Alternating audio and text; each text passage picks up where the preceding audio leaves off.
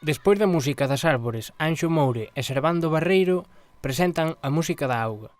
O novo libro será presentado este venres en Chantada, rodeado precisamente de auga corrente e auga fluvial na adega dos Contos Solidarios, en Sanfiz, cara ás 6 da tarde.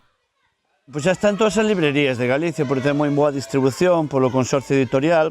É un traballo sobre que dá continuidade ao anterior, que era a música das árbores, feito de novo sobre os contos que escribo eu, que conto eu, e ca música e ca voz de Servando Barreiro, o músico que me acompaña como palpador e como contacontos. E é un disco moi especial para Chantada, porque é un disco que está dedicado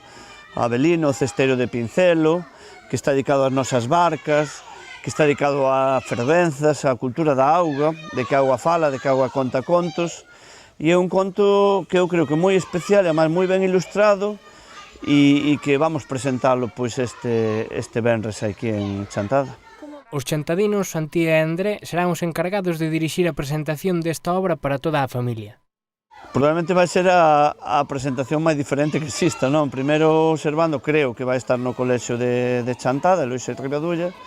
e despois ímonos ir a esa adega maravillosa que temos, pintada por Fernando Ibarra, que pode vir quen queira. Contan tamén desde os Contos Solidarios que agardan ter a presenza da banda sonora da Amiga Chuvia. E os que queirades, pois xa sabedes que tiene na librería este libro en papel reciclado, e un libro, eu penso que ten que estar en todas as casas, porque ten o que eu chamo o himno de Chantada, que é a cantiguiña do Avelino de Pincelo, o cesteiro do Río Miño, que é tan bonita, tan fermosa, que todo o mundo vai quedar enamorado deste libro, que ademais debera ser o agasallo que os concellos deranlle a xente que nos visita,